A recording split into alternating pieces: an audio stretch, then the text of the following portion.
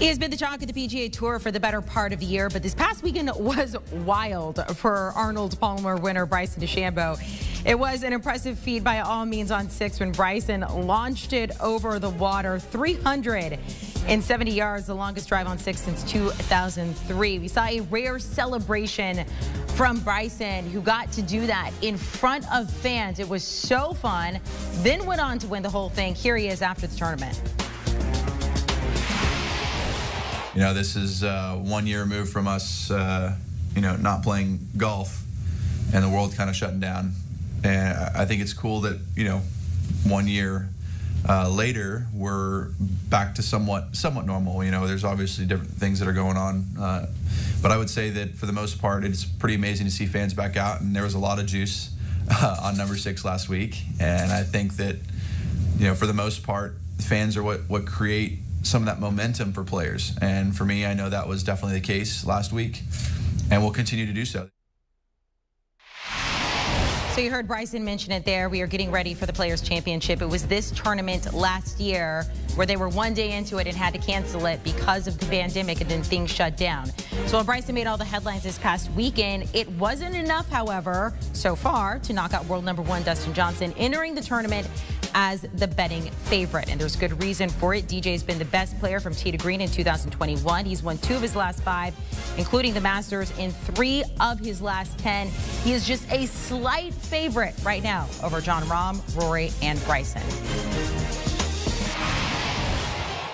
Let's bring in host of the First Cut podcast, Rick Gehman, to talk about the players. And there's so much to talk about. We're going to get into DFS. That is crazy in this particular tournament. But we're going to start with your pick to win. We get 48 of the top 50 players in the world, Rick. Not here, Matthew Wolff, Brooks Koepka, but that's about it. Who's your pick to win?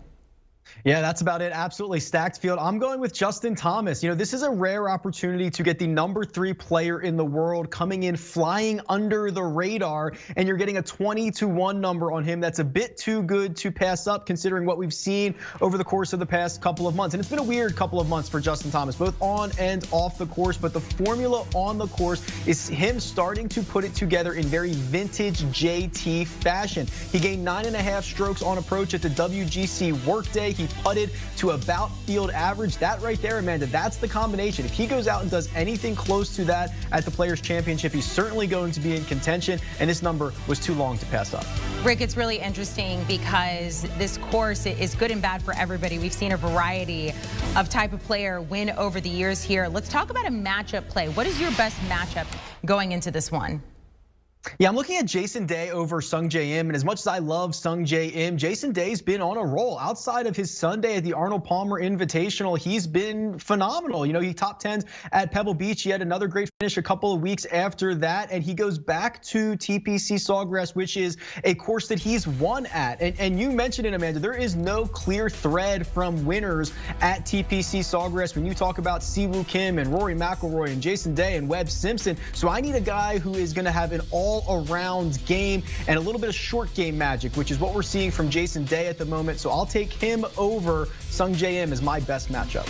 Rick, let's dive into DFS. And I love this. I was listening to your podcast. A couple things here. 154 players. It's a huge field. Also, the prices came out early. There is so much value in this one, Rick Gehman. Give me some good buys here.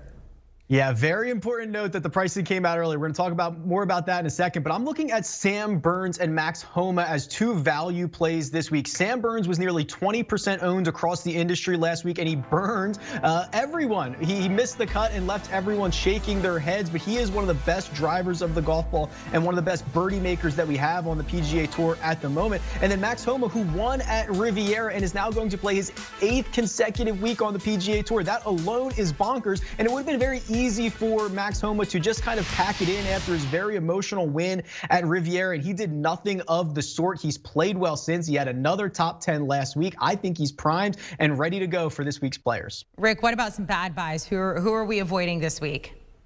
Yeah, two guys for me stand out. Paul Casey, who I'm a big believer in as a ball striker, but TPC Sawgrass has been his kryptonite over the years. He's played here on 12 different occasions. He's missed the cut in half of them. He's withdrawn on two other occasions, and his best finish came 17 years ago. That's a long time ago. And then Hideki Matsuyama is someone who is almost being crowned as our defending champion because he was the first-round leader last year. And for that, you're getting a lot of added ownership. His price is probably a bit higher than it should be. I don't think that it is worth it just because of a one kind of outside of his mind round that he had last week in the opener at TPC Sawgrass. So those are your best buys. Those are guys we want to avoid. But what about some other golfers to target in DFS? Yeah, okay, so here's the big thing about the pricing coming out early. It came out before Bryson DeChambeau won the Arnold Palmer Invitational.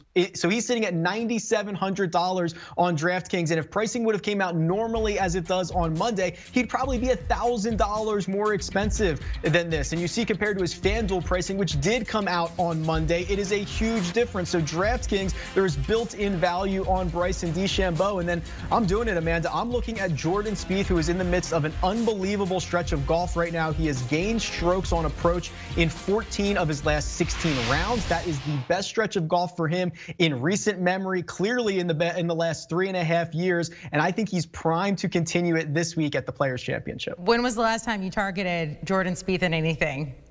Never. 3 years ago. A long time ago. All right, Rick Gehman, give me your best bet for the Players Championship. Yeah, I'm going with the top 20, and I'm going to go with Will Zalatoris. And what we have seen from this kid over even the last 18 months from the Korn Ferry Tour to the PGA Tour is that he's a phenomenal golfer, and he's doing it on a wide range of golf courses. He's finding success at Winged Foot, at Torrey Pines. He's playing well in Bermuda. He's playing well at the Arnold Palmer Invitational. It doesn't matter what conditions we throw at this guy, what questions we ask him. He seems to be answering them and putting his name on the first page or the second page of the leaderboard. So there's no reason to think in this giant field of 154 golfers that Will Zalatoris is not going to be in play again, because his skill set translates to every course on the face of the earth. Rick, it's going to be a lot of fun. As I mentioned, 48 of the top 50 players in the world. A lot to talk about when it comes to DFS. You can hear more about that on your podcast. Thanks so much for joining us. And as I mentioned, the First Cut podcast that Rick Gehman hosts, make sure to download it and subscribe. Storylines, DFS leading up to the players, then they will recap every round and get ready for the next round the next day. Make sure to download and subscribe. Want a sports network that delivers everything that matters about the game? The highlights, the picks, the instant analysis. No yelling, no fake debates, no politics. Hit the subscribe button and never miss a moment.